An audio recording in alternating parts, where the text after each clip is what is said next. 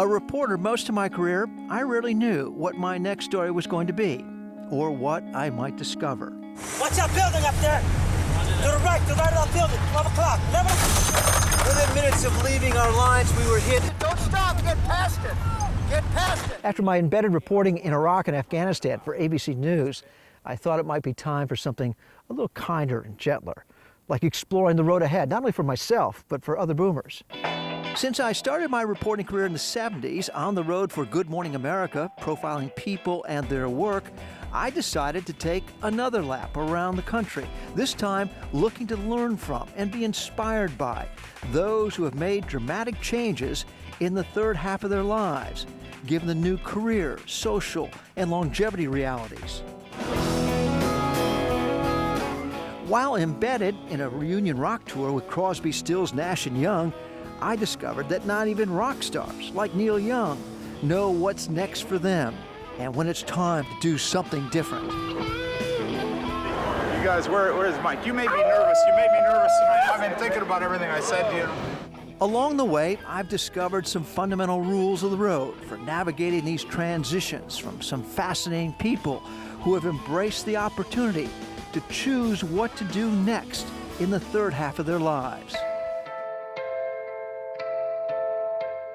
Moving to a foreign country in midlife, taking on a whole new culture, a whole new language, a whole new literature. Author Frances Mays, my first reinvention case study, famously uncovered new experiences, renovating an old house and her new life in Italy under the Tuscan sun.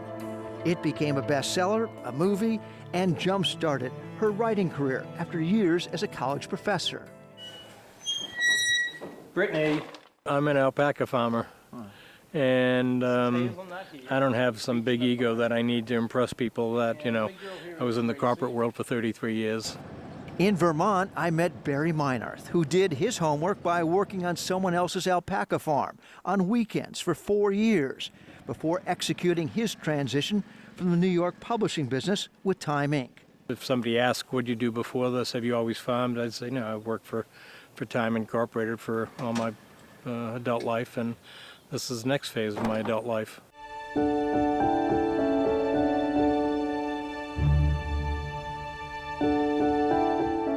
Here in Indiana, Fields of Dreams is less a cliche and more of a way of life. Former Indiana Governor Joe Kernan's somewhat unexpected transition after losing his bid for re-election showed me the importance of embracing a positive mindset, no matter the new challenge. Baseball has always been there for me, a big piece of who I am.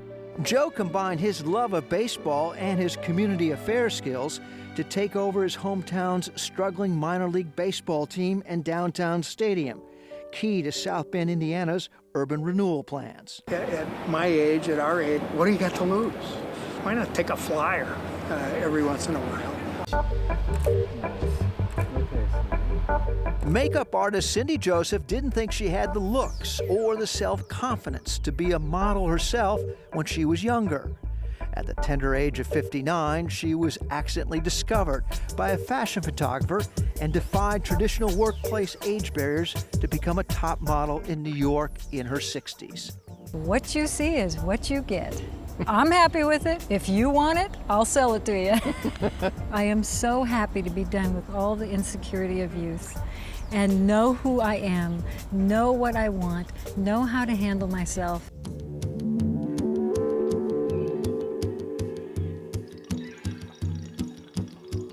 My personal philosophy is play till your day you die.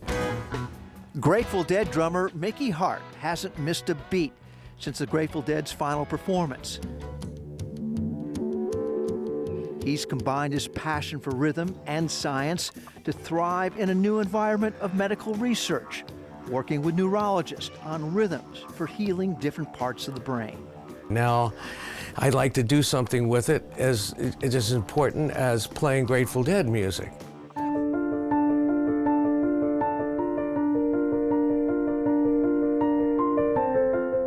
I have loved flying things since I was very young. Former TV director John Collins' lifelong interest in making paper airplanes is keeping him youthful and having fun in his new career. He's teaching STEM education and creative design from grade schools to Harvard, using basic aeronautics and traditional origami. It always just been this kind of fun hobby thing. And that was actually my biggest fear, is that if I start doing this full time, I'm going to lose my passion for it. And I haven't.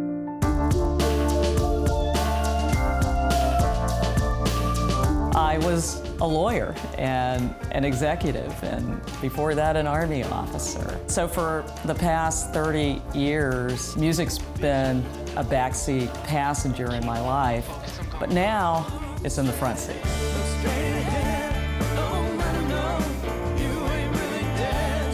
Paula Boggs gave up her job as Starbucks chief counsel to restart the singing career she put on hold to become a lawyer.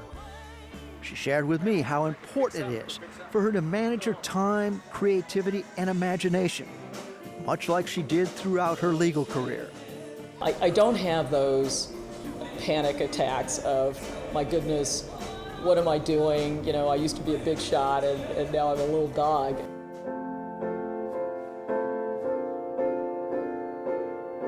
Equally inspiring were the organizations I discovered out there for leveraging our experience and interacting across generations, like Encore's Gen-to-Gen program. I just relish the concept that I'm planting seeds. That somebody may have a memory of something I did or said, and that particular memory has me living on.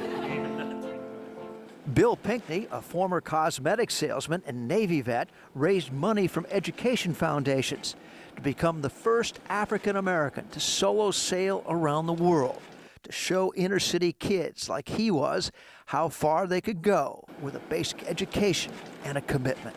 The ultimate adventure is the easiest part. It's getting up to it that's the hard part. I remember dreaming about fishing. I remember thinking about it in waking moments. It was never very far from my mind. Fishing has always had a calming influence on Montana native Eric Hastings. A former Marine fighter pilot, he's now leaning on fishing more for balancing this stage of his life by introducing younger veterans to the healing effects of fishing to help them find their way forward. The charm of fishing is that it is the pursuit of what is elusive but attainable, a perpetual series of occasions for hope. It's also not a bad metaphor for life and looking forward to the next chapter, whatever the next story turns out to be.